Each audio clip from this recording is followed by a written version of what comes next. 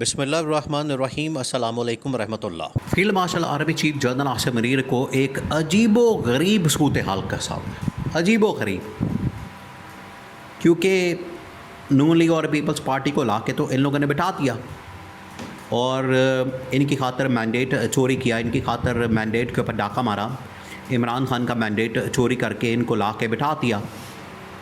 اب مسئلہ یہ بن گیا کہ یہ لوگ ڈلیور ہی نہیں کر پا رہے، الٹا انہوں نے آ کے اپنی لوٹ مار شروع کر دی.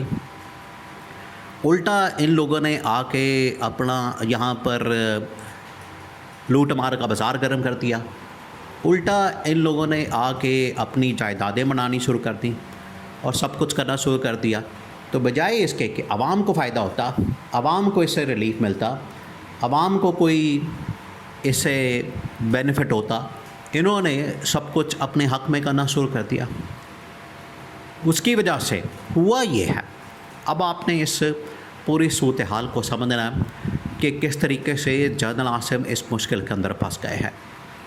جس کے ذمہ دار کون ہے؟ نون لیگ پیپلز پارٹی، شریف خاندان، زرداری خاندان.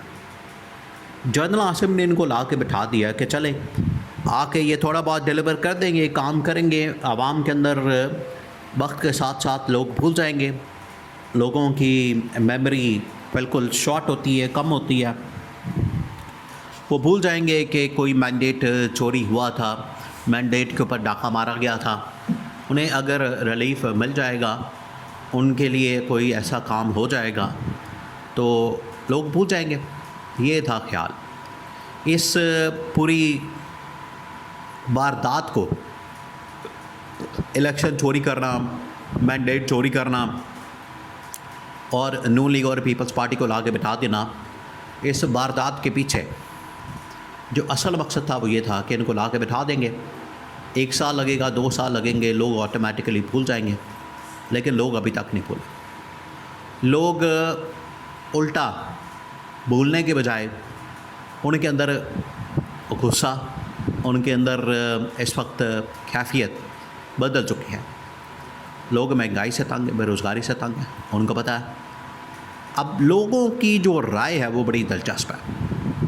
اس کی وجہ سے پریشانی اور زیادہ بڑھ گئی اسٹیبلشمنٹ کے اندر. لوگوں کو اس چیز کا آئیڈیا ہے کہ ایک تو ان لوگوں نے ہمارا مینڈیٹ چوری کیا اسٹیبلشمنٹ نے، اور لا کے ان کو بٹھا دیا نون لیگ پیپلز پارٹی کو. چلیں مینڈیٹ چوری ہو گیا، کوئی بات نہیں. آ کے انہوں نے کیا کرنا شروع کر دیا؟ عوام کی جیبوں کے اوپر بھی ڈاکہ مارنا شروع کر دیا، عوام کے پیسے بھی کھانا شروع کر دیے، لوٹ مار شروع کر دی، جس کی وجہ سے عوام کے اندر زیادہ غصہ پایا جاتا ہے.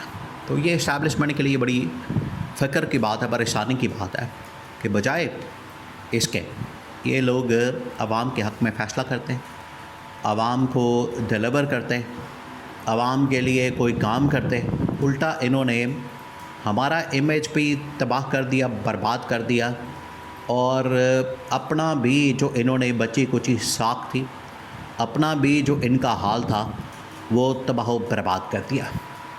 تو اب اسٹیبلشمنٹ کو سمجھ نہیں آ رہی ان کا کیا کیا جائے. 2.5 سال ہو گئے ہیں پھر اس منصوبے کو بناتے بناتے کہ ان کو کیسے گھر بھیجنا ہے. منصوبہ بن گیا، پلان بن گیا.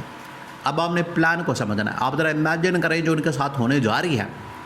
یہ عوام اب مطمئن نہیں، عوام اس معاملے کے اوپر بالکل اطمینان رکھے، سیٹسفائی ہو جائے جو اب منصوبہ بنا ہے اور جو ان کے ساتھ اب ہونے جا رہی.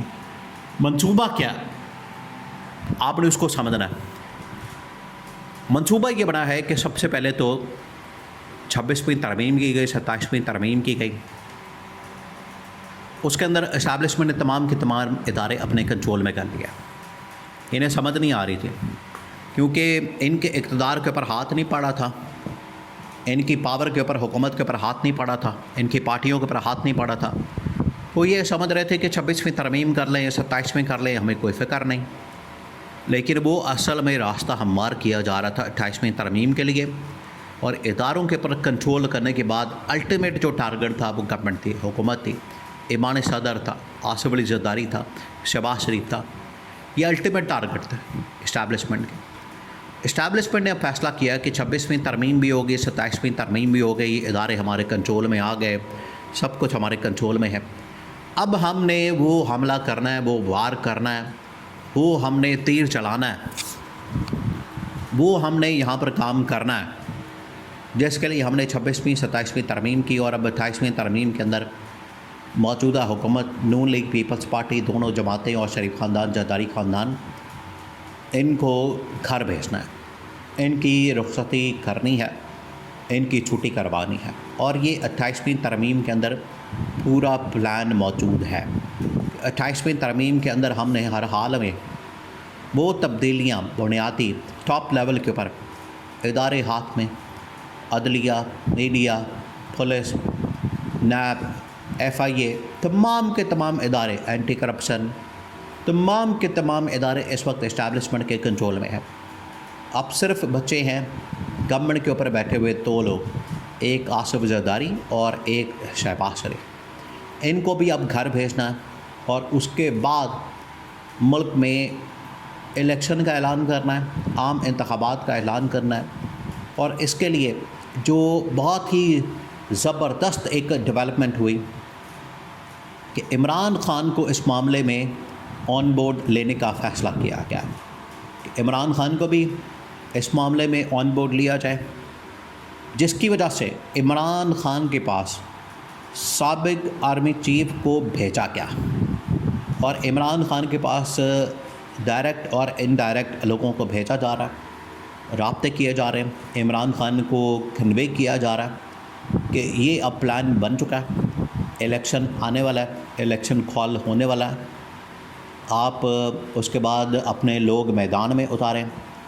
اپنی پارٹی کو میدان میں اتاریں اور الیکشن لڑیں، اور جس کو بھی فریش مینڈیٹ ملے گا وہ آ کے حکومت چلائے گا، حکومت سنبھالے گا۔ یہ پلان بن چکا ہے، یہ بالکل واضح ہو گیا۔ تو جنرل عاصم منیر صرف یونیفارم کے اندر صدر بن کے نہیں آ رہے، یونیفارم کے اندر وہ اب عہدہ صدارت نہیں سنبھالیں گے صرف، بلکہ آ کے جو اصلاحات کرنی ہے، جو کہ ایوب خان نے کی، یحییٰ خان نے کی، ضیاء الحق نے کی، مشرف نے کی، کہ ٹاپ ٹو باٹم نظام چین، بلدیاتی انتخابات، اوپر انتخابات، پھر آپ نے گورنمنٹ اس طرح کی بنا دینی ہے کہ آٹومیٹکلی جو عوام کے مسائل ہیں ان کے دروازے کے اوپر حل، یہ ہے پورا پیچھے پلان۔